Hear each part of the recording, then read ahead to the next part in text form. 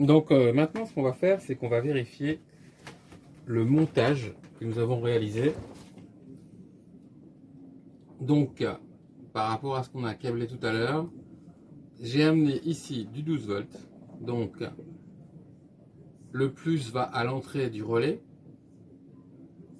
et le moins va à la masse qui est connectée au moteur avec ce fil ici, le 302. La sortie qui va au moteur, donc le plus arrive ici.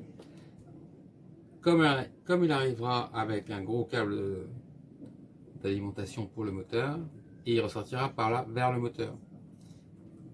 Et avec le fil moins, il viendra se connecter la borne moins du système. Alors, j'ai rajouté en plus une petite lampe qui est connectée sur la sortie moteur et sur la masse, ce qui fait que quand on va essayer, si le moteur marche, la lampe s'allume. Donc, on a amené le 12 volts, et on essaye. Donc, j'appuie sur démarrer, le relais se met en marche, j'appuie sur le bouton stop, le relais s'arrête. Bon.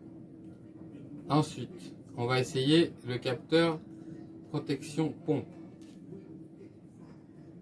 On ouvre. Il y a une bulle d'air où il y a une méduse qui vient bloquer l'arrivée d'eau. Voilà, ça coupe. En fait, ce capteur est censé être utilisé comme ça, c'est-à-dire les 4 vis en l'air. En l'utilisant comme ça, vu qu'il n'y a pas d'eau, en fait, il le détecte et il empêche le système de fonctionner. C'est normal. En le mettant comme ça, on force son fonctionnement. Mais sa position naturelle, c'est comme ça. Alors, maintenant, si il détecte qu'il n'y a pas d'eau et qu'on essaie d'allumer, on peut forcer en appuyant, mais quand on relâche, ça éteint. Contrairement à tout à l'heure, quand on relâchait, le système continuait. Et il fallait l'arrêter en appuyant sur ce bouton. Donc ça arrête le système, mais si vous voulez forcer le fonctionnement de la pompe, il suffit d'appuyer sur ce bouton-là, le bouton marche, et le temps que vous appuyez, la pompe fonctionne. Ça peut vous servir à amorcer au tout début, quand vous avez à moitié de l'air, à moitié de l'eau dans votre alimentation pompe qui doit être complètement purgée à la fin pour que ça fonctionne bien.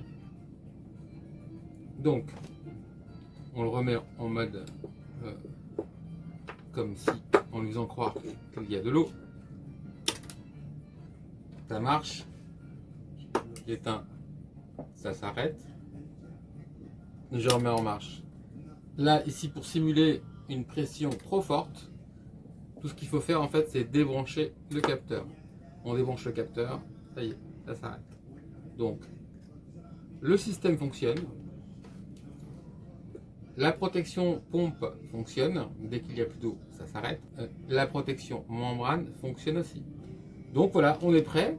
Ce qu'on va faire maintenant, c'est faire passer les câbles et installer les différents capteurs de sécurité et le relais de puissance.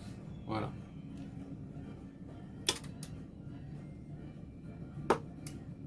Allez, merci d'avoir regardé cette vidéo avec Simple Water.